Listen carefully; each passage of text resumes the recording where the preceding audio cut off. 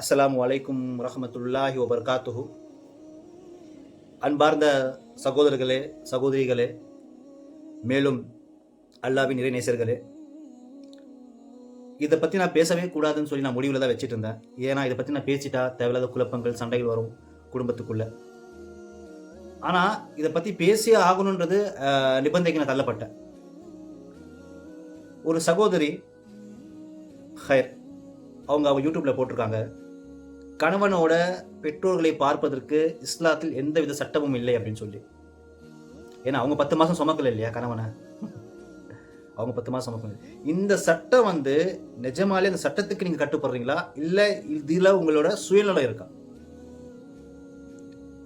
கணவனோட சந்தோஷத்தையும் திருப்தியும் நீங்க அடைஞ்சிங்கன்னா சொர்க்கத்துக்கு போவீங்க. புரியுதுங்களா? சொர்க்கத்துக்கு நீங்க எந்த வாசல் வழியாக நுழையலாம் சொல்லி நபி ஸல்லல்லாஹு அலைஹி வஸல்லம் சொல்லியிருக்காங்க. கணவனை தனிமைப்படுத்தி கூட்டு தன் தாய் தந்தையோட உறவு இல்லாம அந்த சந்திக்கக்கூடிய அந்த சந்தர்ப்பம் ஏற்படுத்தாம அந்த பாசத்தை நீங்க கட்டுப்படுத்திட்டு அந்த பாசத்தை தடுத்து வச்சிருக்கீங்க. கேட்டா நான் உங்க அவளை போதான் சொல்றேன், அவர் தான் போக மாட்டேங்கிறாரு. சட்டத்தை பிடிச்சிட்டு நிக்காதீங்க. நபி ஸல்லல்லாஹு அலைஹி வஸல்லம் வாழ்ந்த வாழ்க்கையை நீங்க கொஞ்சம் புரட்டி பாருங்க. யாரோ ஒரு மூதாட்டி எங்கேயோ நடந்து போயிட்டு இருக்கும், நபி ஸல்லல்லாஹு அலைஹி வஸல்லம் போயிட்டு அவங்களுக்கு உதவி செய்து அந்த மூதாட்டி அதே நபி ஸல்லல்லாஹு அலைஹி வஸல்லம் பத்தி தவறா பேசுறாங்க. அதெல்லாம் பெருசா பொருட்படுத்தாம அந்த அந்த மூதாட்டியை கொண்டு போய் ஒரு இடத்துல விடுறாரு. யாரோ முகம் தெரியாத பேர் தெரியாத அந்த மூதாட்டிகிட்ட எவ்வளவு அன்பா நடந்துக்கிட்ட நபி ஸல்லல்லாஹு அலைஹி வஸல்லம். நீங்க ஏன் இப்படி இருக்கிறீங்க? உங்களுக்கு பிரைவேட் வேணும், இருக்கட்டும். பிரைவேட் இருக்கிறது ஒன்றும் தப்பு இல்லை.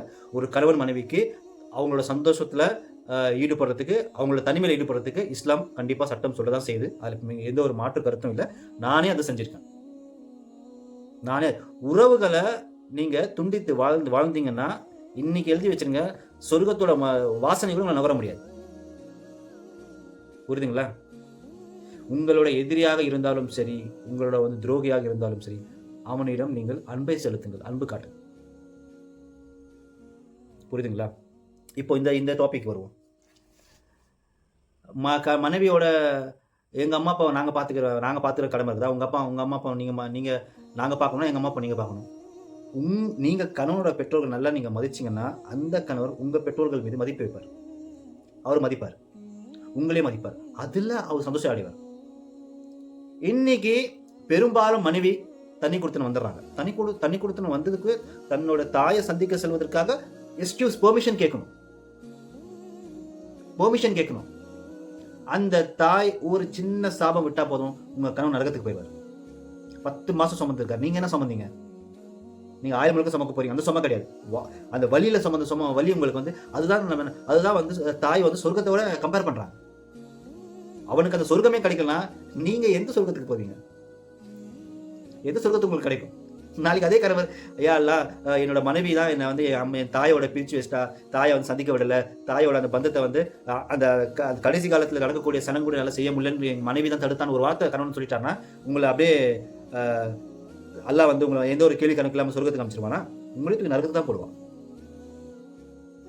இந்த மற்ற சமுதாயத்துல சொல்ற மாதிரி இந்த சொந்தக்காரன் நம்பாதீங்க, சொந்தக்காரன் நம்புங்க. நாளைக்கு நல்லது கெட்டது வருவாங்க.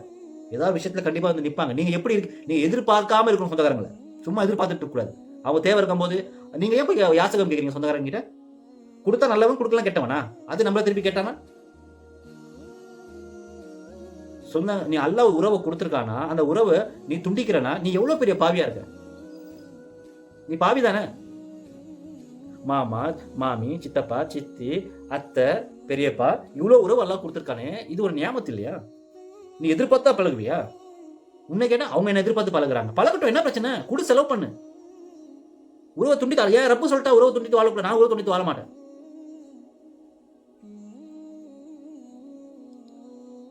கணவனை நீங்கள் தனி கொடுத்து கொண்டு போறது தவறே கிடையாது. உங்கள் ஆக்கருக்கு நீங்க கூட்டு போடலாம், நீங்க ஆசைப்பட்டா. ஆனா அவரோட பெற்றோர்களை உங்கள் கணவன் தான் பார்க்க வேண்டும், நான் பார்க்க மாட்டேன்ற தப்பான விஷயத்தை மைண்ட் எடுத்துருங்க. நீங்க பாத்தீங்கன்னா அதை கண்டு உங்க கணவன் சந்தோஷம் அடைவான். இதை உங்க பிள்ளைகள் நீங்க என்ன கற்றுக் கொடுக்குறீங்க? நாளைக்கு உங்களுக்கு நீங்க ஒரு வயதாயிட்டீங்கன்னா நாளைக்கு உங்களுக்கு வரக்கூடிய மருமக உங்களை கவனிப்பாளா? உங்க பையன் பிஸியா இருக்கான், பிசினஸ் போயிட்டு இருக்கான், அங்க போறான், இங்க போறான், அவங்கள பார்த்துக்கொள்ள சூழ்நிலை இருக்கிறதுனால. ஏன்னா நீயே தப்பு தானே இருக்கு உங்களுது. அப்போ உங்களுக்கு மட்டும் வந்து நல்ல விஷயம் நடக்குமா? நீங்க முதியோர் அடைஞ்சிட்டீங்கன்னா என்ன? நீங்க சட்டத்தை பிடிச்சிட்டு நிக்கிறீங்க நீங்க? யார் இதெல்லாம் உங்களுக்கு சொல்லிக் கொடுத்தது? சட்டம் இருக்குதானே, இல்லைன்னு சொல்லல. ஆனா அந்த சட்டத்தை நீங்க உங்க சுயநலமாக்க கூடாது. உங்க அம்மா சாப்பிட்டாங்களா எனக்கு தெரியாது, நீங்க சாப்பிட்டீங்களா அதான் வேணும். சிறியவர்களை அன்பு செலுத்த வேண்டும், பெரியவர்களை நீங்கள் வந்து மரியாதை கண்ணியம் செலுத்த வேண்டும், மரியாதை கொடுக்கணும். என்ன மரியாதை நீங்க கொடுக்குறீங்க? உங்கள் கணவர் உங்களுக்கு நீங்கள் மௌத்தாகும் வரை சேவை செய்யக்கூடிய அந்த ஆற்றலும் அல்லாஹ் கொடுத்தானதும் யார் மூலியமா கொடுத்தான்? உங்கள் கணவன் கேட்டனே வந்துருச்சா? அவங்க பெற்றோர் மூலியமா தான் உங்களுக்கு கொடுத்தான். அந்த பெற்றோர் நீங்க கண்ணியப்படுத்தணுமா இல்லையா? மரியாதை செலுத்தணுமா இல்லையா? என்ன உங்களுக்கு அவ்வளவு பெரிய கஷ்டம்? நம்ம நியத்தை சரி செய்யணுங்க. நம்மள பாக்குறவங்களுக்கு கூட பரவாயில்லையே, சும்மா இந்த கதை கட்டிட்டுலாம் சுத்தக்கூடாது. நான் எல்லா பெண்களையும் சொல்ல, அல்லாஹ் பாதுகாக்கவே தவிர நீங்க சோசியல் மீடியாவில் இப்படிலாம் பரவ செய்யாதீங்க. நான் பெண்களை பற்றி பேசும்போது ஆண்கள் எனக்கு அதிகமாக ஆதரவு கொடுப்பதோ, அப்புறமா நான் ஆண்களை பற்றி பேசும்போது பெண்களை பற்றி பேசும்போது பெண்களுக்கு அதிகமான ஆதரவு கொடுக்கறது, அப்புறம் நான் ஆண்களை பற்றி பேசும்போது ஆண்களுக்கு அதிகமாக ஆதரவு கொடுக்கறது, இது என்னோட நோக்கம் இல்லை. ஹகீகத் என்ன, உண்மை என்ன, அதை தான் நான் சொல்றேன். இன்னைக்கு எனக்கு 5000 சப்ஸ்கிரைபர் இருக்கிறாங்கன்னா நாளைக்கு எனக்கு 1000 சப்ஸ்கிரைபர் போயிடலாம். அது விஷயம் கிடையாது. விஷயம்னா நான் சொன்ன அந்த சில நல்ல விஷயங்களை அவங்க காது கொடுத்து கேட்டு அது அவங்க வாழ்க்கையில அமல்படுத்தினாங்கன்னா அந்த நன்மை எனக்கு கிடைக்கும்ன்றதுக்காக நான் போராடுறேன். நன்மையவே தீமை தடுக்க வேண்டும். என்ன ஒரு ஒரு சமுதாயத்தை நீங்க சொல்லிக் கொடுக்குறீங்க உங்க பிள்ளைங்களுக்கு? இப்படி சொல்லி அனுப்புவீங்களா? கல்யாணம் பண்ணி நிக்கா பண்ணி கொடுக்குற வீட்டை எப்படி சொல்லி அனுப்புவீங்களா? உங்க மாமனார் மாமியார் எல்லாம் மதிக்காத, உங்க கணவன் நான் சொல்ல, உங்க கணவன் சொல்றது மட்டும் கேளு, உங்க கணவன் மட்டும் சமைச்சு போடு, உங்க கணவனுக்கு மட்டும் இதுதான் இஸ்லாம் சொல்லி கொடுக்குதா? யாரும் முகம் தெரியாத நபர்கள் வீட்டுக்கு வந்தாலும் அவங்க மரியாதை கொடுக்கணும். அவங்களுக்கு வந்து நம்மளுக்கு வந்து அவங்க வந்து பரிமாணம், உணவு பரிமாணம். உங்களுக்கு யாரெல்லாம் கிடையாது, மாமியார் மாமனார். உங்க வீட்டு ஆளுங்க வந்தா மட்டும் சிக்கன் 65 சிக்கன் பிரியாணி அப்படி ஆஹா ஊஹா கவனிக்கிறது. கணவன் வீட்டு சொந்தக்காரங்க வந்தா கவனிக்கிறது கிடையாது. தலை வலிக்குது, கை கால் வலிக்குது, உடம்பு சரியில்லை, வாந்தி வருது, ஜுரம் அப்படின்னு சொல்றது. இது நான் வந்து திணிக்கல. இதுதான் வந்து இந்த ஜென்ரேஷன்ல நடக்கக்கூடிய விஷயம். நான் சொல்றேன், இதை தப்பா நினைச்சுக்காதீங்க சகோதரிகளே. இதுதான் நடக்குது. சட்டத்தை பிடிச்சி நிக்கிறீங்களே, சட்டத்தில் சொல்லக்கூடிய நிறைய விஷயங்கள் நீங்க ஃபாலோ பண்றது இல்ல. கவலை உள்ளத்துல வேணும். நம்ம 4 பேர் முன்னாடி இப்போ ஒரு விஷயத்தை பத்தி பேசுறோம் அப்படின்னா அது வந்து அவங்களுக்கு வந்து அதை வந்து ரொம்ப கேர்ஃபுல்லான விஷயம். சில பேர் அதை அப்படியே ஃபாலோ பண்ணுவாங்க. நீங்க சொன்னது அப்படியே ஃபாலோ, சட்டம் இல்லையா இஸ்லாத்துல, மாமனார் மாமியார் பார்க்க சட்டம் இல்லையா, அப்படியே ஃபாலோ பண்ணுவாங்க. நபிசுல்லாசம் இந்த செய்தி உங்ககிட்ட சொன்னாரா? உங்க தந்தையை மட்டும் உங்க கணவரை மட்டும் நீங்க மதிங்க, உங்க கணவரோட பெற்றோர் நீங்க மதிக்காதீங்கன்னு சொன்னாரா? ஹக்கு உங்க கணவன் கிட்ட இருக்கு. தப்பா, நான் அதை பத்தி தப்பா பேசல. உங்க கடமை உங்க கணவன் கிட்ட இருக்குது. ஏன் அதை அழுத்தி சொல்றீங்க? நாளைக்கு உங்க பிள்ளைங்க இதை பார்த்தா வளரும்.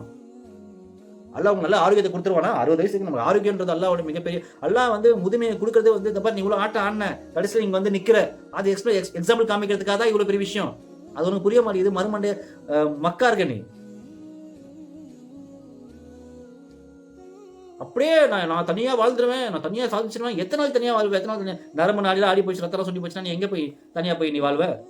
யாரோட துணை இல்லாம? என்னத்த நீங்க பேசிட்டு இருக்கீங்க உட்காந்து சோசியல் மீடியால உட்காந்து என்னத்த பரவிட்டு இருக்கீங்க நீங்க? கணவன் முன்னாடி உங்களோட குரலை ஒசத்தக்கூடாதுன்னு இருக்கு. எத்தனை பேர் ஒசத்தாம இருக்கிறீங்க?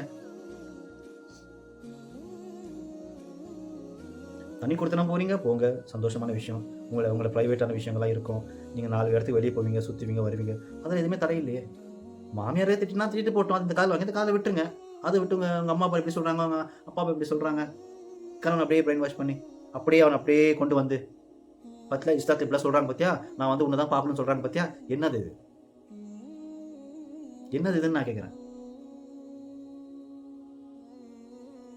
தயவு செஞ்சு இந்த தவறான விஷயங்களை வந்து தயவு செஞ்சு உங்க மனதில் தூக்கி போட்டுருங்க.